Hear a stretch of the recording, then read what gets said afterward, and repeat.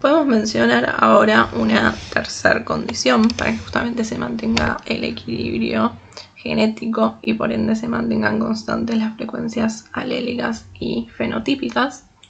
Para que esto ocurra, no puede haber selección natural. Es decir, que todos los individuos de una población, todos los genotipos de una población, tienen que tener la misma probabilidad de sobrevivir, reproducirse y dejar descendencia. Si tenemos en una población estos tres genotipos, A mayúscula, doble A mayúscula, A minúscula mayúscula y A minúscula minúscula, los tres tienen que tener la misma probabilidad de adaptarse al ambiente, sobrevivir, reproducirse y dejar descendencia.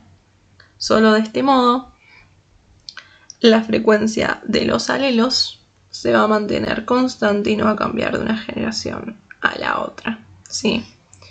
En el caso de que esto no ocurra, en que justamente ocurra la selección natural y en este punto haya un genotipo de la población que sea más ventajoso que los otros, por ejemplo, genotipo A mayúscula, que tiene un rasgo ventajoso frente a los otros dos genotipos.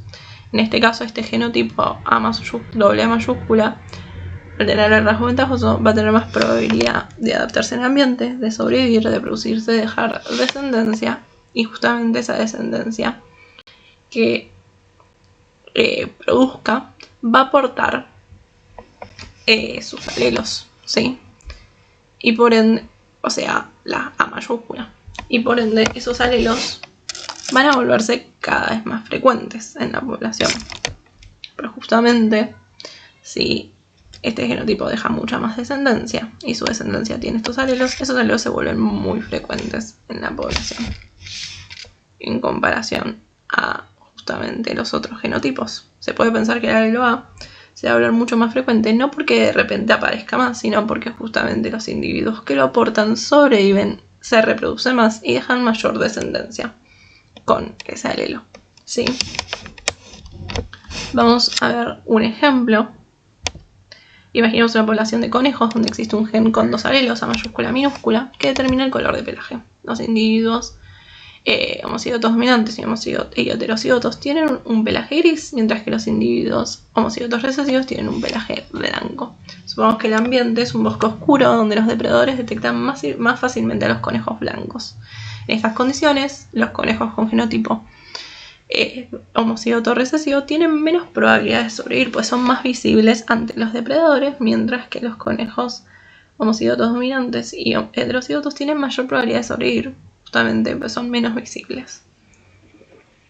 Al tener más probabilidad de sobrevivir, reproducen más, se dejan más descendencia y esa descendencia va a tener esos alelos. Como consecuencia, justamente, los individuos homocigotos dominantes y heterocigotos dejan mayor descendencia. Esa descendencia justamente tiene los alelos que portan, o sea, A mayúscula y A minúscula. Y entonces esos alelos se vuelven más frecuentes en la población. En cambio, justamente, los individuos homocigotos doble A minúscula, al dejar menos descendencia, si bien su descendencia hereda sus alelos, como tienen menor descendencia, los alelos A minúscula disminuyen en la población a lo largo de las generaciones, ¿sí?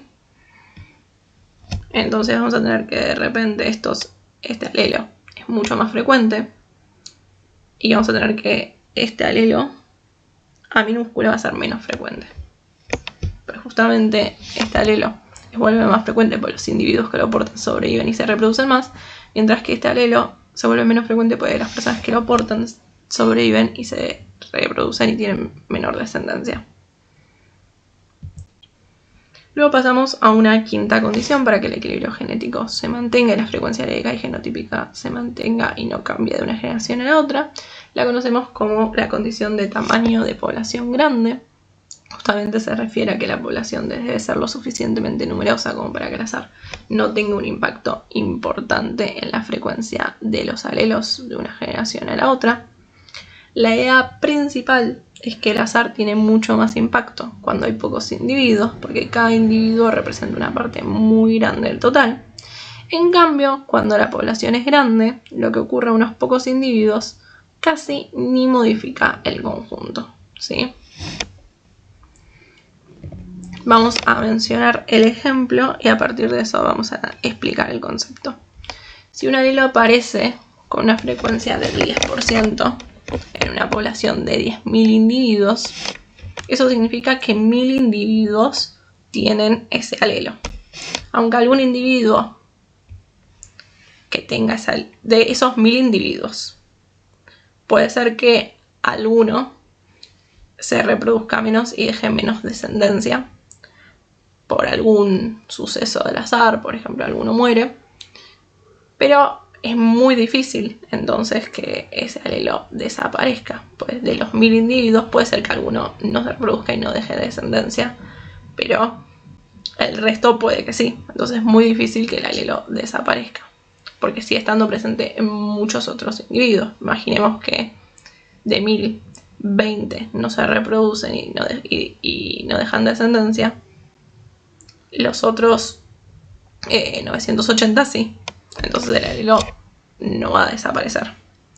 En cambio, imaginemos si la población tiene solo 10 individuos y ese alelo con frecuencia de 10% solo aparece en 1 o 2 individuos, ¿sí? En este caso, si cualquier evento azaroso, por ejemplo, una enfermedad, hace que ambos individuos con el alelo mueran y entonces no se reproducen y no dejan descendencia, esto va a hacer que justamente el alelo desaparezca por completo de la población.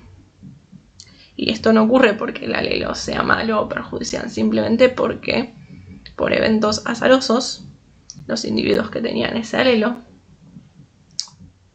no pudieron reproducirse y dejar descendencia. Entonces ese alelo no pudo transmitirse de una generación a la otra.